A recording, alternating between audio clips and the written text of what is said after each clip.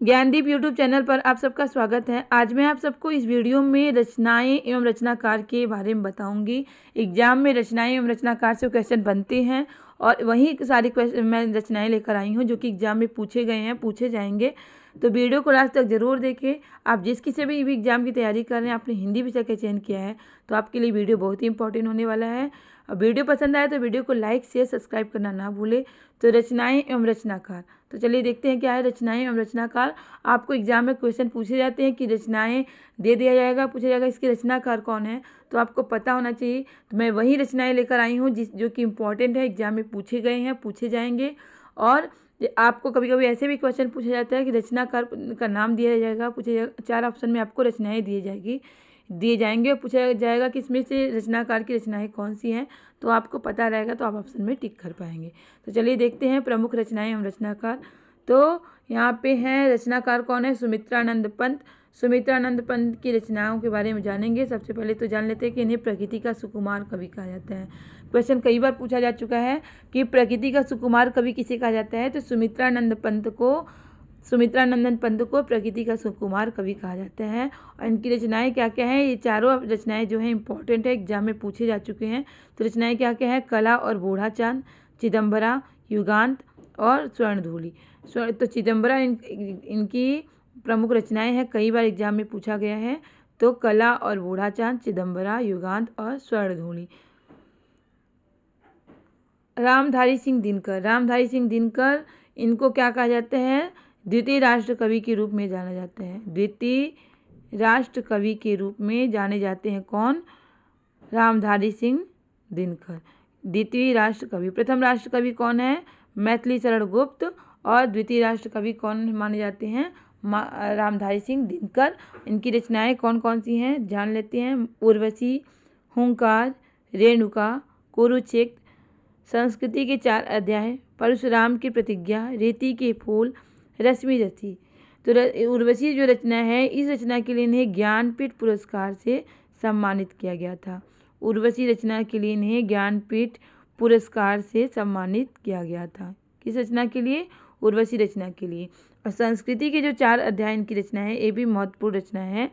इस रचना के लिए इन्हें, संस्कृति के 4 अध्याय रचना के लिए इन्हें साहित्य अकादमी पुरस्कार से सम्मानित किया गया था। साहित्य अकादमी पुरस्कार से सम्मानित किया गया था। किस रचना के लिए, संस्कृति के 4 अध्याय के लिए। जिनकी रचनाएं कौन कौन सी हैं, उर्वशी, हुंकार, रेणुका, कुरुक्षेत्र, संस्कृति के 4 अध्याय, परशुराम की प्रतिज्ञा, रीति के फूल, रश्मि रथी। जिसमें से रश्मि रथी संस्कृति के 4 अध्याय और उर्वशी कुरुक्षेत्र, ये सब कई बार एग्जाम में पूछा जा चुका है, तो इसे आप लोग नोट कर लीजिएगा। जयशंकर प्रसाद को आधुनिक कविता के सुमेरु के रूप में जाने जाते हैं और इन्हें छायावाद का जनक कहा जाता है। कई बार क्वेश्चन पूछा जाता है कि छायावाद का जनक या छायावाद का पितामह किसे कहा जाता है, तो जयशंकर प्रसाद का कवि को कहा जाता है। ये छायावादी कवि हैं कौन, जयशंकर प्रसाद, और इन्हें छायावाद का जनक कहा जाता है। इनकी रचनाएं क्या क्या हैं, तितली और कंकाल, स्कंदगुप्त जो कि ऐतिहासिक नाटक है, अजातशत्रु ये भी ऐतिहासिक नाटक है, चित्राधार, कामायनी जो है एक महाकाव्य है। इसमें कितने सर्ग हैं पूछा जाता है, इसमें 15 सर्ग हैं। कितने सर्ग हैं, 15 सर्ग हैं। और एक कामायनी क्या है, एक महाकाव्य है, किसकी रचना है, जयशंकर प्रसाद की। तो ये कई बार इससे क्वेश्चन बनते हैं कामायनी से, तो कामायनी आप लोग दिमाग में रखिएगा। आंसू इनकी रचना है। चंद्रगुप्त ये भी ऐतिहासिक नाटक है। और झरना, ये रचनाएं सारे इनकी इंपॉर्टेंट रचनाएं हैं, किसकी, जयशंकर प्रसाद की। तो इसे आप लोग नोट कर लीजिएगा। रामचंद्र शुक्ल, इन्हें मुनि मार्ग के हिमायती कहा जाता है, किसको, रामचंद्र शुक्ल को। इनकी रचनाएं क्या क्या है, रस मीमांसा, जायसी ग्रंथावली, त्रिवेणी एग्जाम में कई बार पूछा जा चुका है, मोस्ट इंपॉर्टेंट है ये रचना। किसकी रचना है, रामचंद्र शुक्ल की रचना है। सूर्यकांत त्रिपाठी निराला, इनकी रचनाएं क्या क्या है, महाप्राण, अनामिका, परिमल, कुकुरमुत्ता, राम की शक्ति पूजा इनकी लंबी कविता है। क्या है, लंबी कविता है। और सूर्यकांत त्रिपाठी जो है वो छायावादी कवि हैं। कौन से कवि हैं, छायावादी कवि हैं, छायावाद के कवि हैं। और इन्हें क्रांतिकारी भी माना जाता है, क्रांतिकारी कवि भी कहा जाता है। भारतेंदु हरिश्चंद्र भारतेंदु युग के कवि हैं। किस युग के कवि हैं, भारतेंदु युग के भारतेंदु युग के कवि हैं। किस युग के कवि हैं? भारतेंदु युग के कवि हैं। और इन्हीं के नाम पे, मतलब भारतेंदु हरिश्चंद्र के नाम पे ही इस युग का क्या नाम पड़ा? भारतेंदु युग पड़ा, जो कि आधुनिक काल की प्रथम काव्य धारा है। क्या? भारतेंदु युग। और इसी युग के मतलब भारतेंदु हरिश्चंद्र के नाम पे ही इस युग का नाम क्या पड़ा? भारतेंदु युग पड़ा। और भारतेंदु हरिश्चंद्र को हिंदी नवजागरण का अग्रदूत कहा जाता है। किसको? भारतेंदु हरिश्चंद्र को। इन्होंने हिंदी को एक नई दिशा दी, हिंदी नई चाल में ढली। किसने कहा था? भारतेंदु हरिश्चंद्र ने कहा था। इनकी रचनाएं क्या क्या है देख लेते हैं। भारत दुर्दशा, अंधेर नगरी, प्रेम माधुरी, गीत गोविंदानंद। जिसमें से भारत दुर्दशा, अंधेर नगरी मोस्ट इंपॉर्टेंट है, कई बार एग्जाम में पूछा जा चुका है। आगे देखते हैं धर्मवीर भारती आधुनिक युग के कवि हैं। और इनकी रचनाएं क्या है? सूरज का सातवां घोड़ा, गुनाहों का देवता, अंधा युग, ठेले पर हिमालय। ये अंधा युग कई बार एग्जाम में पूछा जा चुका है। सूरज का सातवां, ये चारों इनकी रचनाएं इंपॉर्टेंट है, जिसमें से अंधा युग कई बार एग्जाम में पूछा जा चुका है। और महादेवी वर्मा के बारे में जान लेते हैं। कौन सी? ये छायावादी कवित्री हैं। महादेवी वर्मा क्या है?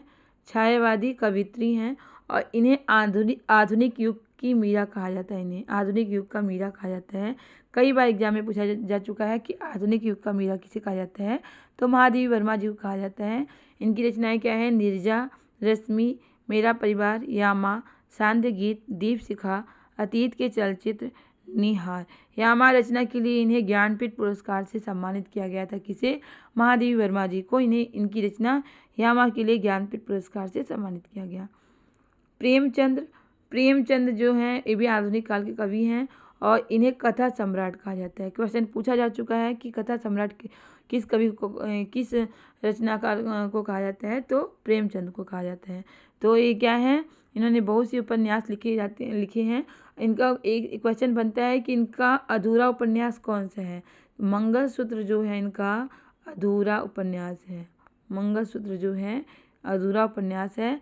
और पूछा जाता है कि इनका प्रथम उपन्यास क्या है? तो सेवा सदन इनका प्रथम उपन्यास है। रचनाएं कौन कौन सी हैं? गोदान, निर्मला, कफन, सेवा सदन, रंगभूमि, मानसरोवर, प्रतिज्ञा, नमक का दरोगा। ये इनकी क्या है? रचनाएं। किसकी? प्रेमचंद की रचनाएं हैं, जो कि इंपॉर्टेंट है। प्रेमचंद की रचनाओं से क्वेश्चन एग्जाम में बनती हैं। तो ये सारी क्वेश्चन रचनाएं इनकी इंपॉर्टेंट है। मलिक मोहम्मद जायसी भक्ति काल के कवि हैं। क्या हैं? भक्ति काल के कवि हैं। भक्ति काल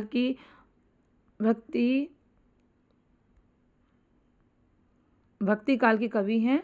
कौन? मलिक मोहम्मद जायसी। और इनके जो भक्ति काल में दो धाराएं हैं, एक सगुण काव्य धारा और निर्गुण काव्य धारा। सगुण काव्य धारा में दो शाखा है, एक ज्ञानाशयी शाखा और प्रेमाशयी शाखा। एक क्या है? प्रेमाशयी शाखा के कवि है। निर्गुण काव्य धारा के प्रेमाशयी शाखा के कवि हैं। कौन? मलिक मोहम्मद जायसी। इनकी रचनाएं कौन कौन सी है? पद्मावत, अखरावट, कहरनामा, आखिरी कलम। तो पद्मावत जो है महाकाव्य है, इनकी प्रसिद्ध रचना है। कौन सी रचना? पद्मावत। सुभद्रा कुमारी चौहान इनकी रचनाएं कौन कौन सी हैं? झांसी की रानी, मुकुल, त्रिधारा, बिखरी मोती। ये जिसमें त्रिधारा कई बार एग्जाम में पूछा जा चुका है, झांसी की रानी भी पूछा जा चुका है। तो ये इनकी महत्वपूर्ण रचनाएं हैं।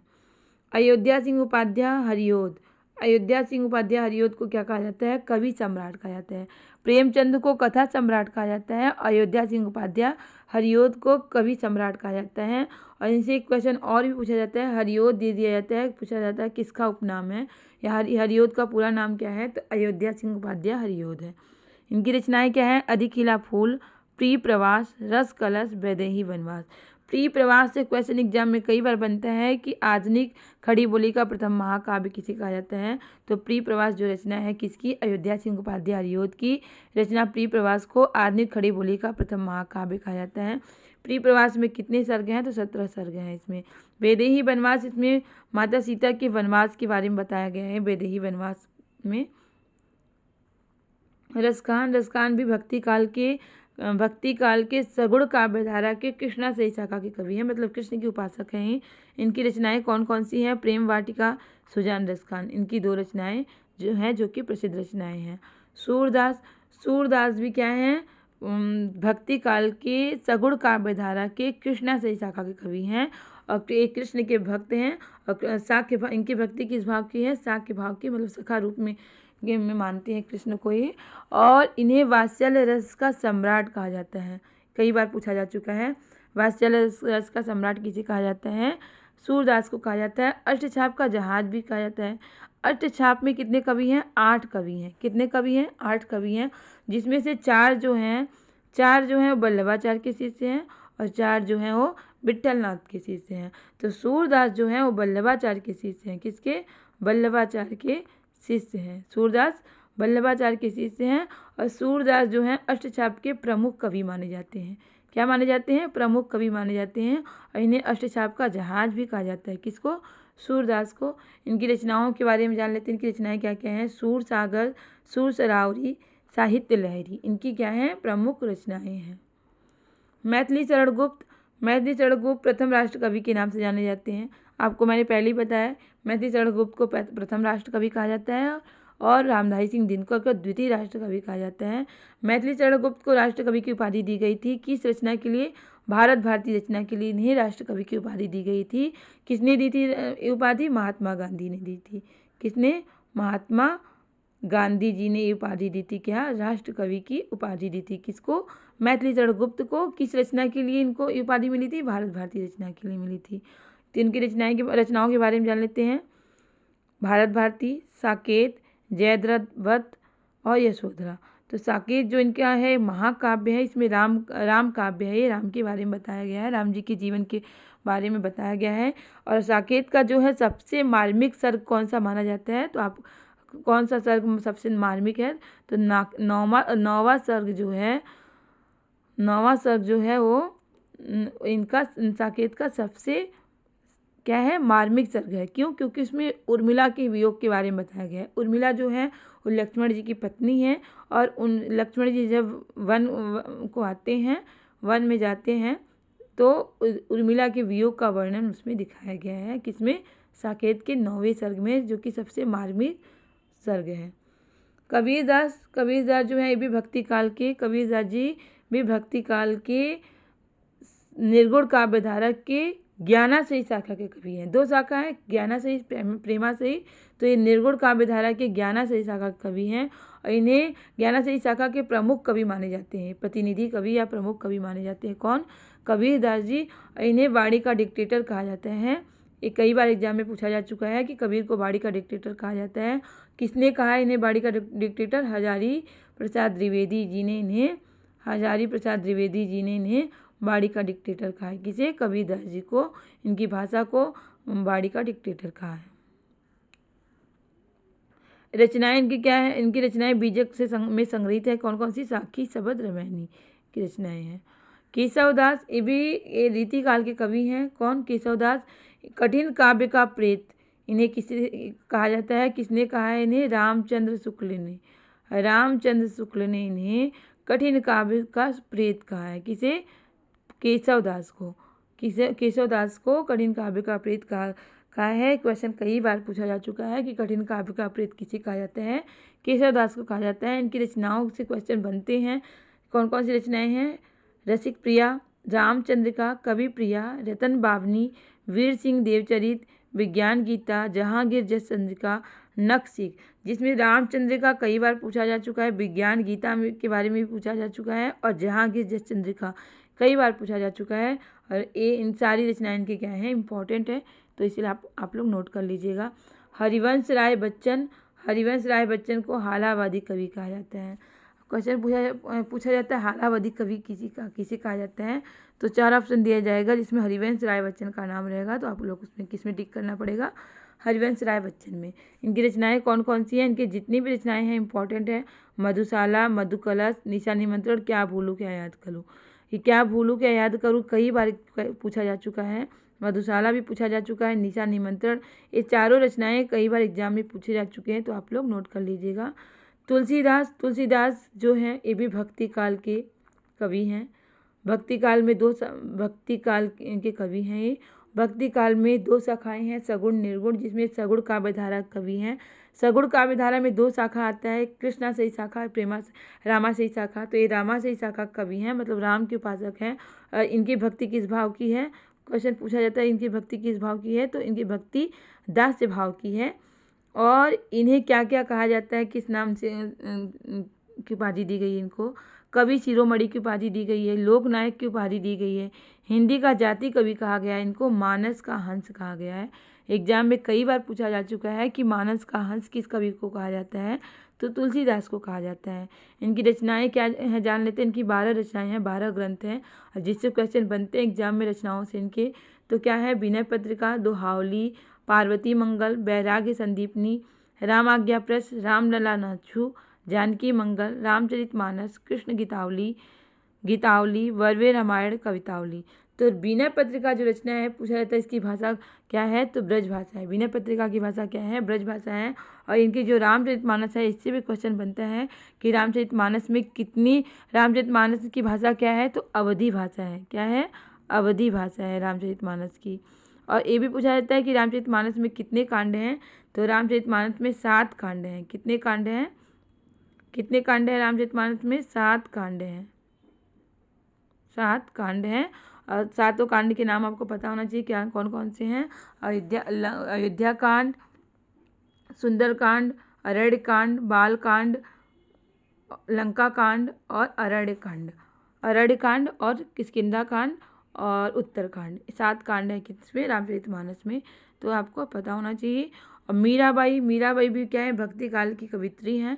और ये भी क्या है, सगुण काव्यधारा के कृष्णाशयी शाखा की कवित्री हैं, मतलब कृष्ण की उपासक हैं। कृष्ण को प्रेमी के रूप में मान के इन्होंने रचनाएं किया है इन्होंने।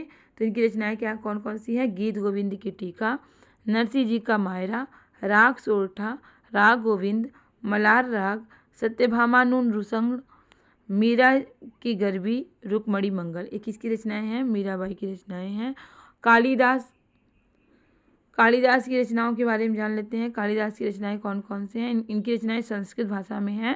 तो इनकी रचनाएं कौन कौन से हैं, मालविकाग्निमित्रम, मेघदूत, अभिज्ञान शाकुंतलम, रघुवंशम, कुमार संभव। जिसमें से अभिज्ञान शाकुंतलम, रघुवंशम, कुमार संभव और मेघदूत कई बार एग्जाम में पूछा जा चुका है। इनकी रचनाएं इंपॉर्टेंट है, इससे क्वेश्चन बनते हैं एग्जाम में, तो इसे आप लोग नोट कर लीजिएगा। इस तरह रचनाएं और रचनाकार से एग्जाम में क्वेश्चन बनते हैं। जितनी भी रचनाएं हैं सारी इंपॉर्टेंट है। इस तरह की रचनाएं एग्जाम में पूछे गए हैं, पूछे भी जाएंगे, तो आप लोग नोट कर लीजिएगा। और उम्मीद है कि आपको वीडियो ज़रूर पसंद आया होगा। वीडियो पसंद आया होगा तो वीडियो को लाइक शेयर सब्सक्राइब करना ना भूलें। आपका लाइक शेयर सब्सक्राइब ही हमें मोटिवेट करता है इस तरह के क्वेश्चन लाने के लिए, जिससे आपकी अच्छी तैयारी हो सके और आप अपने एग्जाम में सफल हो सके। इसी तरह के टॉपिक और इसी तरह के क्वेश्चन की तैयारी करने के लिए हमारे चैनल से जुड़े रहें। तब तक के लिए मिलते हैं नेक्स्ट क्लास में। बाय।